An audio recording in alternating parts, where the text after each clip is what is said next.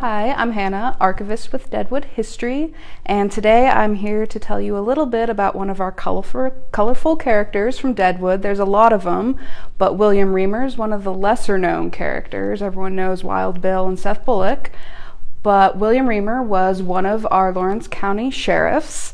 This is a photo of him when he was a young man. He arrived in the hills around 1880, so a little bit later than your earliest Black Hills Pioneers, but still a member of the Black Hills Pioneers. He was around 30 years old when he came, and he was following the gold boom, but he wasn't a miner himself. He actually worked as a cashier and eventually worked his way up to Homestake Mining Company's paymaster. As the paymaster, he was unfortunately on the train in 1888 when it was robbed. He tracked down the robbers, and of course that made him extremely popular with all the miners and also everyone in town.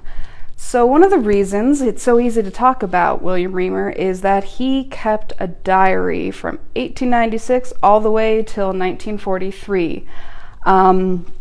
Usually when we say diary from that time period, really it's only a calendar, might have some appointments in there, and especially for gentlemen.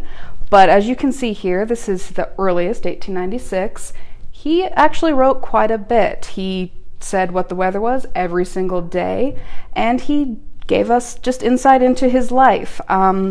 With this day, he was actually on vacation with his then wife, Madge Bullock, Seth Bullock's daughter, and she was coming down with a cold. He noted that, and he also noted they went to the opera.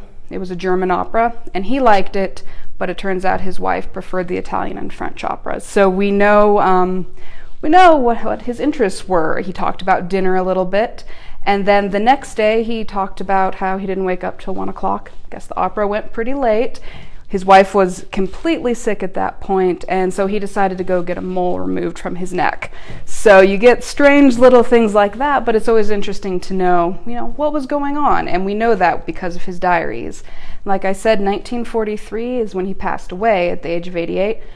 He didn't keep as in detail his diary, but we do know what he was thinking about the war and things like that. So just a little bit of slice of everything going on, and it's really nice to find that because, like I said, usually with men we didn't have that. So like I said, he came to the hills following the gold boom. He was a cashier, but he also followed and decided to get into mining, but not mining itself. He owned a few different mining ventures with Seth Bullock. Again, that's where he met his one-time wife, Seth Bullock's daughter. And we can see from here the sort of things that he kept in his collection of items. They're not just, this is how much money this mine made. It's actually things where he had to have some knowledge of the chemistry that went along with mining. So he was really into, knowing all of that. Eventually he was elected in Lawrence County to work at the state, and mining was one of his interests. Speaking of election, as I said, he became sheriff in the 1890s. He was elected, but he was elected to a number of different things. He was a justice of the peace. In 1928, he was elected to the Register of Deeds, and he actually worked that for a long time.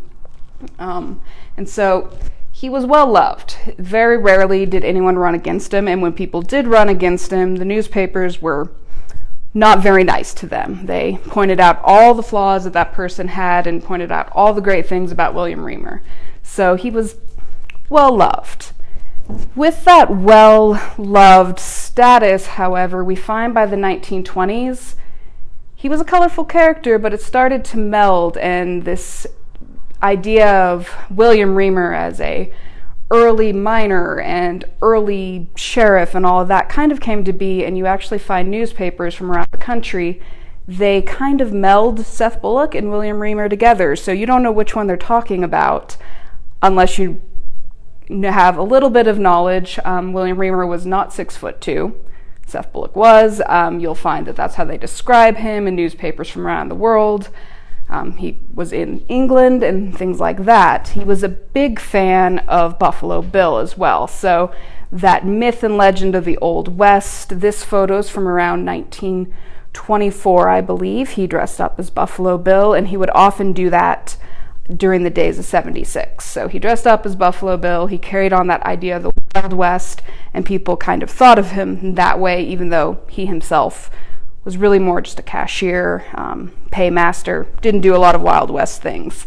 This little photo is a photo of his house in Deadwood.